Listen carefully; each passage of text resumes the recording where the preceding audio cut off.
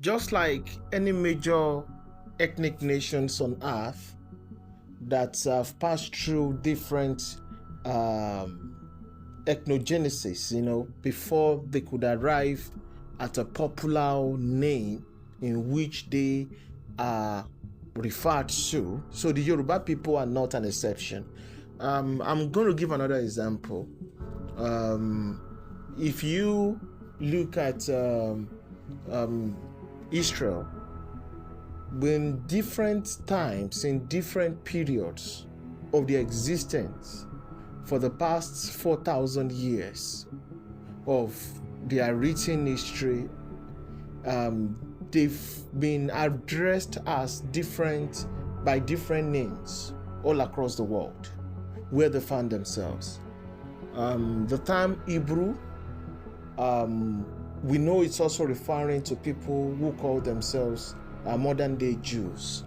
The term Israelite also refer to people who call themselves modern day Jews. The term Jews, also indicates people who call themselves Israelis. Israeli, instead of using Israelite, is what they used to call people from Israel. So at a point in time, they were even called. There was even a political schism. Israel was broken into two. We had Israel and Judah.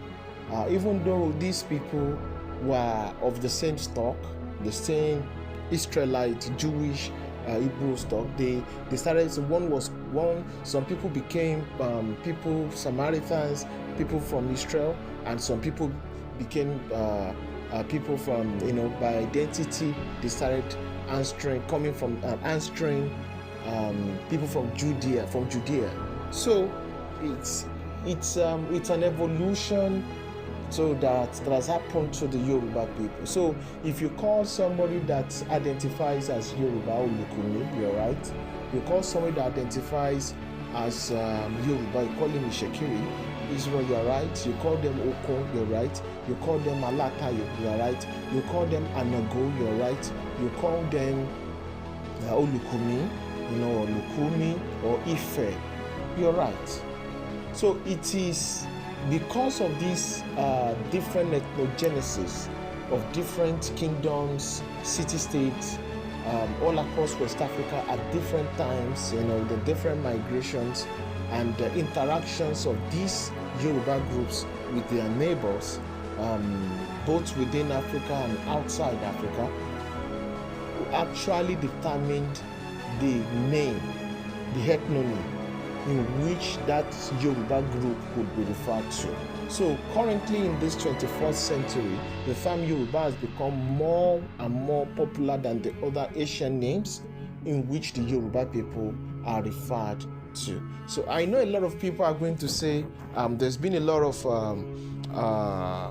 theories, I call it theories, naysay, that it was the Fulani or Hausa people that gave the Yoruba people the term Yoruba. I think that actually, to me, it's actually not necessary, because the term China, people don't actually know where the term China came from. The term China actually was given, is a name called the Qin, from the term Qin, which was what the Persian Empire, the way the Persian Empire referred to the people of China. So the term Yoruba has become more acceptable, and for the purpose and of simplicity, the term Yoruba is, I think it's more acceptable. It's more brand. It has become a global brand. It has become a phenomenon, and we hope that all Ile-Ife descendants, which are all over West Africa, will see this term Yoruba as a meta ethnicity, where as an umbrella, where everybody is going to use to identify ourselves in order to have a powerful political bloc in West Africa and beyond, because we need to. I believe in pan-Yorubanism. I don't believe in Pan-Africanism, and because Pan-Yorubanism is properly going to do justice to the Yoruba people and the Yoruba race as a civilization state and as a race.